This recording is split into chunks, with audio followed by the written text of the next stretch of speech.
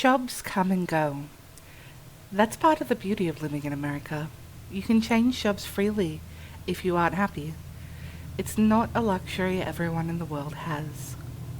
For years and years, my life was consumed by business, retail specifically. It wasn't my plan. I sort of fell into it. My part-time cashier job turned into a full-time management job, and as anyone who's worked in retail knows, once you've got to that point, it's hard to get out. I wasted about 5 years at Target until my career path unexpectedly changed for the better. It was a chance encounter, faithful even. She came into my store to return a set of lingerie, but our guest services team member wasn't letting it happen. There was no return receipt, and she didn't have a method of payment or her ID with her. Typical scam setup. As those usually go, she asked to speak with a manager. I have no doubt she caught me mouthing, "Damn," as I walked up the front end of the store to speak to her. She was a tan goddess, about 5'3", with a perfect, Playboy-esque body, brunette hair, and a lip ring. She looked like the kind of girl who could post a single cleavage shot on Instagram and become an overnight celebrity. On the surface, she looked like the type that might use her looks to be able to swoon guys into mindlessly doing whatever she wanted. A little flirting, a slight lean over the counter, and anything she needed was done, regardless of policy. Well, maybe not just on the surface. I did exactly that. I couldn't resist her allure. I thought about her non-stop for a few days after that. She was visually perfect in every sense of the word. Her body inspired me. I wanted to capture elegance like hers, to look at it any time I desired. Transitioning into a photographer seemed like the natural thing after meeting her. It was as if she rewired my brain, causing me to notice the beauty in everything I saw. Every second I wasn't at work, I was adventuring and capturing the sights of the world surrounding me. Some days, I even had to call off because I had let my passion take me way too far to be able to drive back in time for my shift. It was freeing. Only a couple of months had passed until I ran into my muse at the local Starbucks. She was in front of me, ordering a grande white chocolate mocha, no whipped cream. A delicious drink for a delicious woman, of course. After I ordered the same drink as a venti, I nervously walked down the end of the counter to wait for my drink, and silently observed her magnificence. "Hey, aren't you the guy from that Target that helped me return those undies?" She spoke to me. I almost died. "Oh, yeah, I believe that was me." I always hated my ugly, nervous laugh. "You were so awesome," she said as she gave me a tight hug. "I was able to get a new set because of you. See?" She pulled down her deep-cut V-neck, revealing to me a lacy purple bra that hardly covered her voluptuous tanned breasts. "I'm Jess, by the way. I've got to run, but I'm sure I'll see you around." She wasn't wrong. We seemed to bump into each other almost every day after that moment at the coffee shop.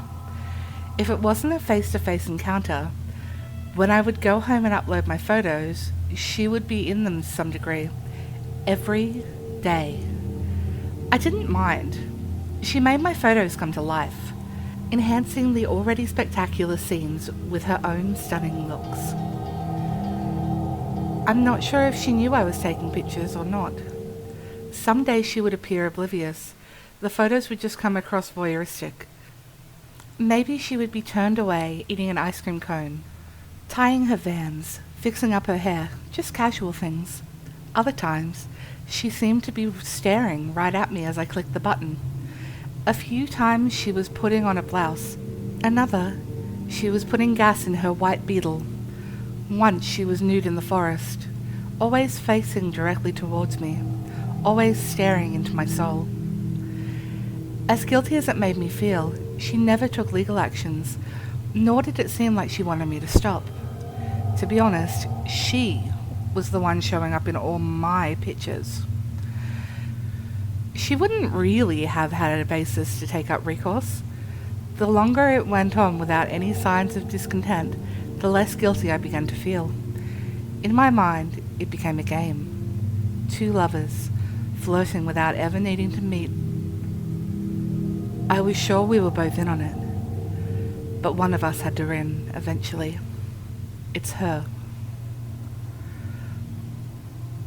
I was out late last night, trying to capture photos of the supermoon over the train tracks. A truly stunning scene.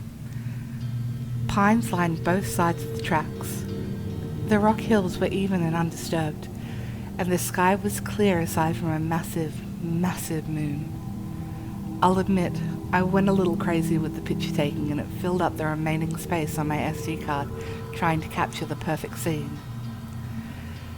She was in the photos. There was no way Jess would have been able to be there. The area was completely void of life while I was capturing it. She was in the middle of the tracks, entwined with a man. Click. They began kissing. Click. He touched her skin, and she wrapped her hands around the back of his head. Click.